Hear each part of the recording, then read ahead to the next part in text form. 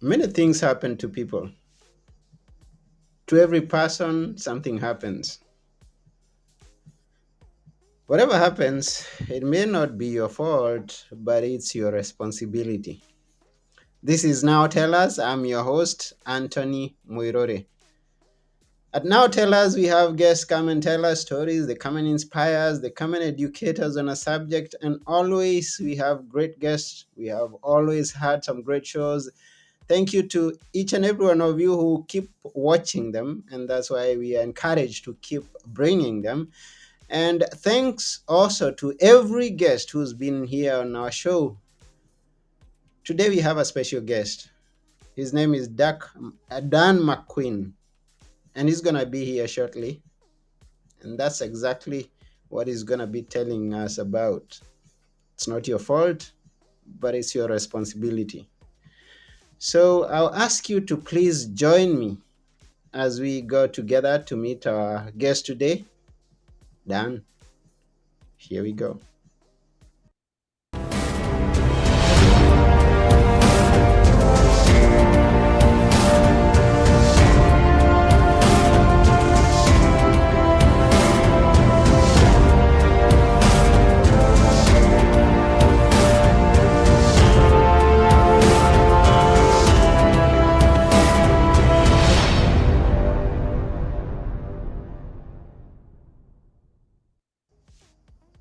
Hello, Dan. Hi, Anthony. How are you doing today? I'm doing cool. And how about you? I'm very well, thank you for asking. Yes. Where in the world are you? I'm calling in today from Vancouver, BC, Canada. Beautiful, beautiful. And thank you for coming to our show. Hey, I appreciate the invitation. Thanks for having me. Yeah, it's such a great honor to have you here. And we believe that we are going to have a great time together. Let's hope. Yes, let's remind the viewer or the listener to please share this with your friends because great things are ahead and stay tuned, don't go anywhere. Now, to get us started, I'm curious to know what Dan does currently before we go back in time. Yeah, so right now I'm a motivational speaker, Mm-hmm. sharing my story about my experience, my mindset, my grit, my attitude, and I'm talking to organizations and associations across BC, Canada, and I've also done some gigs in London as well. So I'm an international speaker. Mm. I am making this work one day at a time. It's very frustrating, it's very difficult, but it's very purposeful, very driven. I'm very committed to what I want to do, and it lights me up. So I'm pretty excited about that. That's wonderful. We need people like you all over the world because people are going through challenges every single day.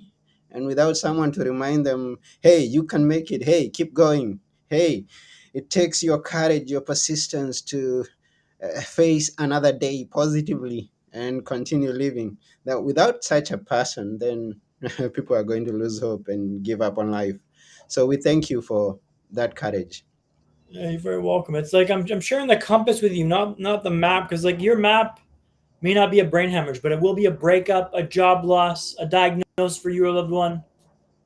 I want to share with you the compass that can help you navigate through these difficult times. And like it's the same across all the boards. The adversity, resilience, hardship. Like I can show you a map of how to navigate this stuff, right? Mm. Which is why I'm kind of driven So to speak and share my message. we need a compass, so we'll find our way there. Now, uh, let's go way back in time. Please tell us your story. What brings you here? Where are you coming from? And how have you maneuvered your way using your compass?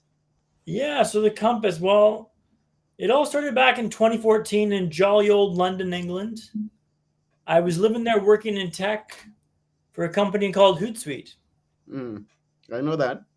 You know Hootsuite? Okay, cool. So I was having these headaches that were getting persistently worse, Mm-hmm. like blinding headaches. I was on the tube one day. The tube's how you get around London, and my vision went black for 3 minutes. I made my way to the platform, and then the vision came back after 3 minutes. But I knew something was horribly wrong. Mm, So I went to A&E the second time. They thought it was vertigo, and they sent me home.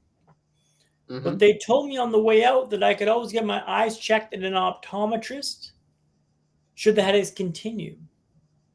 So the next day the headaches continued and they were getting worse and worse and worse. And I said, you know what, let's go to the optometrist and get this sorted. So I went to the optometrist. Mr. Patel stopped the exam midway through the exam when I was in his chair. He left the room. Mm. And he comes back 5 minutes later with a sealed envelope. And he tells me, you need to go directly to the eye hospital and give them this. So, of course, I went home first to grab a Jack Reacher book by Lee Child and a bite to eat and a phone charger. I figured I'd be in for a bit of a wait and I wanted something to read and also some resources to make the day work and make this happen. I wanted to get to the bottom of this case, right? Mm-hmm. At Moorfields Hospital, they ran the same tests, then escalated me up to Charing Cross Hospital. It turns out I had a dangerous buildup of pressure in my brain caused from a non-cancerous cyst in my head. Mm. Turns out I required emergency brain surgery tomorrow. Mm. Turns out my world's about to change altogether. So after a frantic back and forth with folks in Canada, I sent the last text message to her which said, hey mom, I think I'll have a new haircut next time I see you. Love, Dad. Mm. And she was in the air flying to London on June 21st, 2014 when I was on the operating table. Something went horribly wrong. Mm. I had a massive bleed in the brain, a brain hemorrhage. They think the cyst burst when they operated. Mom lands and finds I'm in critical condition. I was in a coma for 4 weeks, but For was in week. and out of consciousness for months after that. Things were dicey, touch and go. Mm. All of a sudden, done, I was learning how to walk, talk, and smile again. Mm. So that's kind of where things kicked off for me, Anthony. Wow. Now, what a situation. I mean, you can be fine today and in a few hours find yourself in a different position and situation. And you never can tell how that happens. And it's 4 weeks in a coma. And now, the person we are talking to is not in a coma, definitely, we can tell. And there are some ways and things that have brought him where he is right now. And this is why we are here to listen to you. How did it pick up from there? Well, so I was in and out of consciousness for months after this. It was dark, it was low, it was in and out of consciousness. I wasn't sure what was happening. Being told, like, hey, Dan, you had a brain hemorrhage. You're in the hospital now in London, England. Our family's here, but you've had this happen to you, and I'm trying to wrap my head around this, and it took me a few months to get my head around this, right? And like, I had breathing tubes put into me. I was getting food but fed by a feeding tube, which I'd rip out all the time. So they put mittens around my hands so I couldn't rip it out. But I'd work my way on the hands and the mittens and eventually get it out and rip it out. But every time I ripped it out, they'd have to put it back down and x-ray me to see if it was in my lungs and not my stomach, or my stomach and my lungs. So I lost a ton of weight. So it was difficult. They kept ice blankets above and below me to keep my core temperature down because the part of your brain that regulates heart rate and your body temperature had broken during the hemorrhage. Well, it was not broken, but it was injured. Mm. This led to violent shivering. This lasted on and on for about a week. My family says it was horrible to watch. And coming to seeing my mom, dad, and brother around the bed, and I can't talk because my tracheotomy had been taken out and I couldn't speak for a few days. Mm. And I pointed at my brother, I go, you, give me a pen and paper. And I wrote, get me out of here. It's like, what do you want me to do with that, man? You had one eye wonky as hell. I couldn't walk. I couldn't talk. What do you? But it was a pretty wild time. So it was very scary. We can almost see that situation, such a scary situation. And what was the response?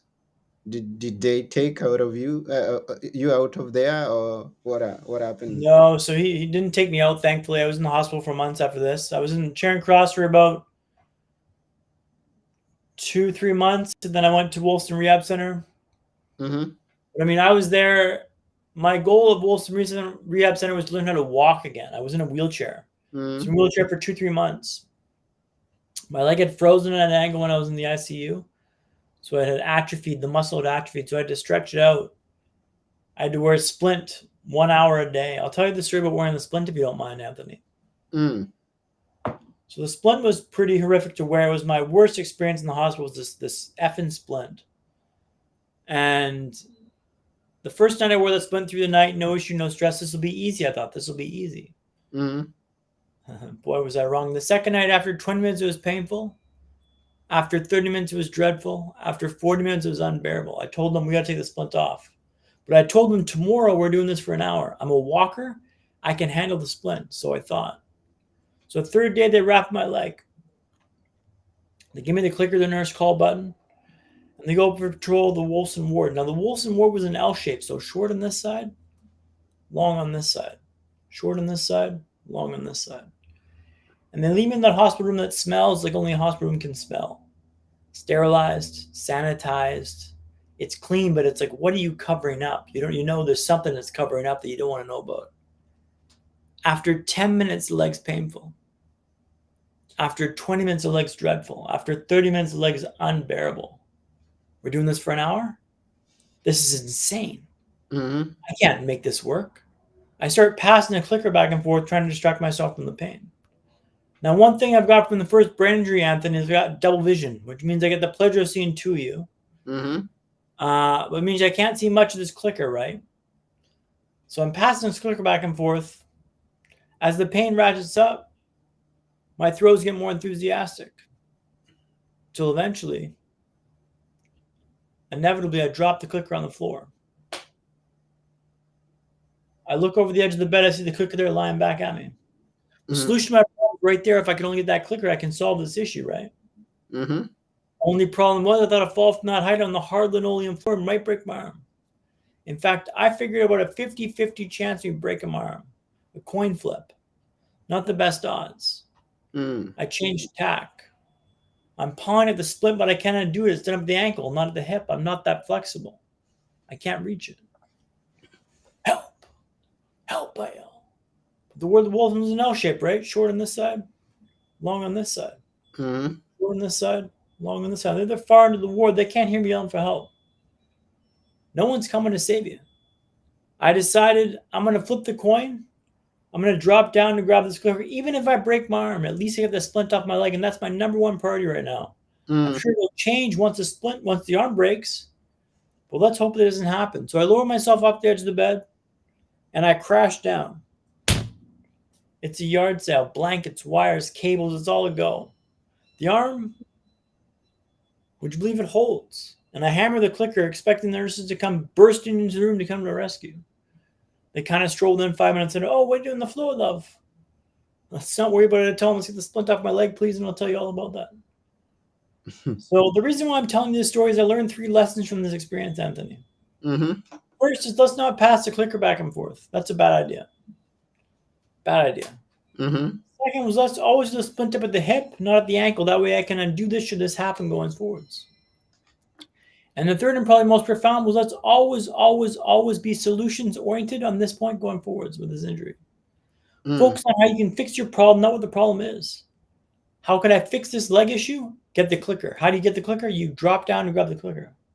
Nothing else matters in the world besides that clicker. The sick man wants one thing. The healthy man wants 1,000 things. When you can narrow down your focus to what fixes your problem and then and there, you can make massive gains. Now, that was, a big part of that was my fault, pass the clicker back and forth, but I was willing to flip a coin to break my arm to grab the splint off my leg. That's how painful this was. Mm-hmm. I couldn't make it another half an hour. There's no way I could have made another half an hour for that, right? That's an indication to show you how difficult this was to wear the splint. Mm. And now with the help of that, I was able to start walking the hallways of the Wilson. Slowly but surely building up my strength and my steam on the Zimmer frame. Then I moved up to the Ferrari. Now, the Ferrari is a 4-wheeled walker that was in Ferrari Racing Red that you could kind of waddle around quickly. And I'm going fast. I'm having fun here. Then I moved up to naked walks. Now, what's a naked walk, you may ask? It's nothing too raunchy or sexy. Don't worry about that. It's just me walking without sporter aids. I was walking naked. The term kind of stuck. It was a long road down to get to the naked walks. But man, I'm just happy to be moving.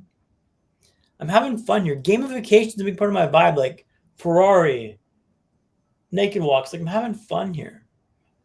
Turn down the suck a little bit and make this happen. I'll share one more story, Anthony, if you don't mind, about walking and tuning Broadway. Would you go hear that? Go ahead. Go ahead. So, just to paint the scene here, Tooting Broadway is an area in South London. So, Anthony, have you been to London? I haven't. I wish to Okay, one day, one day. one day. It's close by in Greece. Well, it's not that close to Greece, but well, it's kind of close to Greece. Anyways, an area in South London called Tooting Broadway is what they call up and coming, Mm-hmm. which means it's dodgy as, think loud sirens, drugs, gangs, dirty, hectic, busy. I'm walking with a cane, I'm walking with an eye patch, I'm Bambi on ice, right? I turn the corner to walk on a Tooting Broadway for the first time in a few months. Immediately, I get slammed into by someone. I stagger back a few feet. Someone scurries past me on the right hand side. I thought I was done with the rats. Someone had been stabbed on the sidewalk over here. I'm walking around him, thinking this is a pretty wild place to learn to walk, man. After a few days of this, I was thinking this is the worst place to learn to walk in the world. Can't they see I'm trying to walk here? Can't they see I'm trying here? And then one day my perspective shifted. Maybe this isn't the worst place to learn to walk in the world. Maybe this is the best. If I can walk here, I can walk anywhere. No, Tune Broadway didn't change, right, Anthony? Mm-hmm. Went from the worst to the best in my mind, and I'm reflecting that. What are you looking at in your life you're convinced is the worst? Convinced is the absolute worst. Hey, maybe it is. Maybe it is. Or Mm. maybe you can find a way to turn down the suck a little bit. You can find a way to shift your perspective a little bit. The reason why I'm telling you this story is you can change the way you look at the world. And when you do, oftentimes your world changes. Mm. If you change the way you look at the world, most often the world changes. That's interesting. That's a good perspective. Yeah, like, and I believe that fully because I believe that Tunbro was the worst place to learn how to walk in the world. None of the best because it was difficult. It was trying. If I can walk here, I can walk anywhere. Mm-hmm. And when you shift that perspective, that the strife, the contact, the people cutting you off, people bumping past you, like, good, you're making me better. Bring it on. Like you relish that fight. And you're not like, oh, woe is me, this isn't fair. Can't you see I'm trying to walk here? Like, no, you bring it on. This is making me better. This is phenomenal. And like that little switch in perspective made all the difference. And like little things in life come up, like you don't get the promotion, someone's mean to you, or it's like good. There's this the video from Jocko Willing called Good. And everything he says, like that's horribly bad, he always says good because that means something else good will happen. And Mm-hmm. that's not always fair to say because it's kind of like a silver lining of things. And that's always not a nice thing to do to people say, like, well, at least this. Mm-hmm. And that's not always fair to do because it's not really hearing the person for what their problem is and their issue is. But there's always going to be some good that happens from something bad that happens. The worst, no, the best. If you can get your mind around that, life's a lot lighter and simpler when you do that, right? Mm. Anyways, that's a rant and a half for you. Wow, wow, wow. You've been through things and now you bring this perspective to someone who may be going through things or could go through things in the future at some point because you never know. It only matters with how you look at things, that your perspective and the action, the decision that you take to flip a coin. Whatever is gonna be, is gonna be. That's it. Yeah. Yeah, it's like if you can change the way you look at it, like honestly, like your world is that little small space. It's like, the 6 inches in front of your face, like the worst know the best. Like and when you actually believe that, Mm, then it opens up for you tremendously, right? It's phenomenal. mm. Sure. Now, you started walking. You walk. Do you, how fast now can you go now since you recovered? That must. I'm a pretty fast walker now because I realize you got to walk with intention. Okay. Especially in London, you got to walk like you know where you're going and you're walking in the purpose. Mm-hmm. But how I built up my walking is I got these things called hacks. Anthony, I'd love to share one with you and your listeners. Would that be okay? Go ahead. So this one I call icebreakers. Icebreakers. Icebreaker. So think about an icebreaker in the Arctic, right? It's Mm-hmm. clear on the ice, creating a path for you to walk. You want to find an icebreaker in these busy areas in London, the circuses, Piccadilly Circus, Oxford Circus, also Victoria Station. It's a gong show. Everyone's walking in every single direction. It's chaos, it's madness, it's beyond comprehension. Mm, You want to find an icebreaker, someone walk in your direction and walk right up behind them and let them break the ice for you. You save that bandwidth. With the brain injury, I've got something called fatigue now, which is constant on my vibe. I say my battery is about 75% of what it used to be, which mm, means my battery just drains at 75%. Below 50, I'm not as pleasant. Below 30, I'm like less, I'm a bit of a prick. The batteries are real things. So we got to conserve it every chance I get. So you find these icebreakers, a pram, a stroller, someone walking their weird gait, a couple, like walk behind them, let them deal with the oncoming strife in traffic.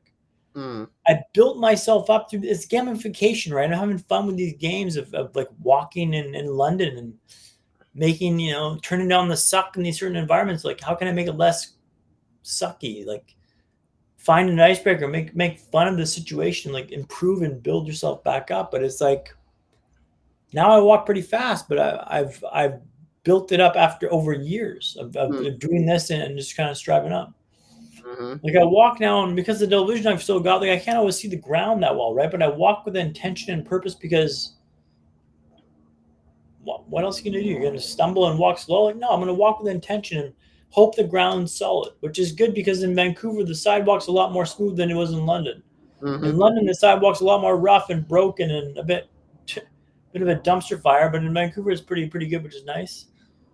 Less stumbles and trips here, but you just adapt and move forward with it, right? Like it's everything in life. Like you just kind of learn to change your perspective on it and just kind of adapt to it, right? mm. Walk with intention, hoping that the ground is solid, it's stable. That's a good one. It's a good one. Now, talking about ice, and then I discovered that somewhere in your profile you mentioned something to do with skiing. What you've got to do with skiing? With what, sorry? Skiing on ice. Skying on ice. Ah, I'm not sure I follow. I'm sorry, Anthony. okay. That could be something that was in the past. Something to do with goal setting and skiing. Anyway, now Skiing. that we pronounce it we pronounce it differently from my side of the world. Okay, sorry, man. Skiing. Yeah, skiing. Okay, cool. I got you. So skiing. Yeah. So I skied last winter, right? And that's a big thing for me because when I was in Charing Cross early days, they asked me, Dan, what do you want to get back to doing? What's the most important thing to get back to doing for you? And I used to play a lot of sports growing up, like hockey, soccer, volleyball, softball, skiing. And they asked me, what do I want to get back to doing? I thought this is a big question. I got to have a good answer to this. Mm-hmm. And I thought it would be the most difficult to get back to doing. And skiing would be the most difficult. Mm-hmm. Balance, core strength, depth perception, double vision, which I have now, would make things interesting. Gauging obstacles at speed. If I could ski again, I'd have to be in a pretty way physically, I thought. Mm. So I told them I want to ski again. They paused and thought about it. And, okay, they said. What I'm sure was a nothing exercise for them was like has been burned in the back of my mind as something I'm gunning for. So I was asked when I wanted to make this goal happen. I said 2022, 10 years from the last ski trip I was on. That Mm-hmm. happened to be this past winter. So we're into March, which is pretty late, springtime conditions here in Vancouver. Mm-hmm. I brought the skis in the shop. They get waxed, they get sharpened, but they couldn't adjust my bindings, which is what holds your feet to the skis, because they were too old. And for liability reasons, they couldn't work on those. Mm-hmm. Cool. I thought no big deal, no stress, no pressure. So I didn't think I would need those too much, anyways. We took a stab on March 31st. Beautiful sunny day, which is phenomenal because when you're skiing in the springtime, if it's raining on the base, you're raining on the slopes, and skiing in the rain is the worst. But I remember an old hack at the base of the mountain, and this is like a great hack that I remember when I used to ski race. Mm-hmm. That you want to be the last one on the gondola. That way, the doors close behind you, and you can rest your skis and your poles in this little nook there, and you got your hands free to ride up on the gondola. So we're on the gondola ride going up, and I'm thinking, geez, I really hope this comes back. If it doesn't, you're kind of hooped because you're going to the mountain now. Mm-hmm. We go over the first tower. We go big forwards, big back. Now, if you could all close your eyes, please, Anthony, including yourself, I'll take you up the last leg of the mountain if you don't mind. Mm-hmm. You're going to feel a nip of cold on your cheeks. Not much, but enough to let you know you're at altitude. We're going to dock at the station. We're going to walk through the station with all our gear clomping around, clomp, clomp, clomp. Walk into a wall of sunshine. It's a beautiful bluebird day. Sun's out, guns out, baby. Big inhale. Smell the pines, the trees, the fresh air, the snow. Down the stairs. Clang, clang, clang onto the snow. Crunch, crunch, crunch. It's soft back. It's spring. You can open your eyes, please. So we got situated in the hill with the boys, and then we ripped it. I got a great video of myself skiing down the hill, carving turns like I never missed a day. I was an instructor after university for a while, so I remembered this old hack to pretend like they're poles when your arms like this, and that way you just pivot your lower body to ski.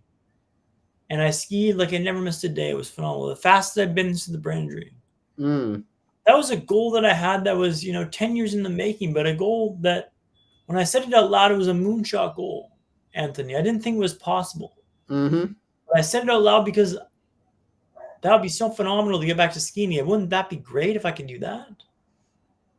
Now, the double vision made things a bit slower. I had to ski in the sunshine. I had to adapt to it, but I was skiing. And I didn't think that'd be possible to do. That's an example of goal setting that I want to use, and that's an example that I share in my talks as well. Wow. Something that you may be thinking is impossible, you can actually do it.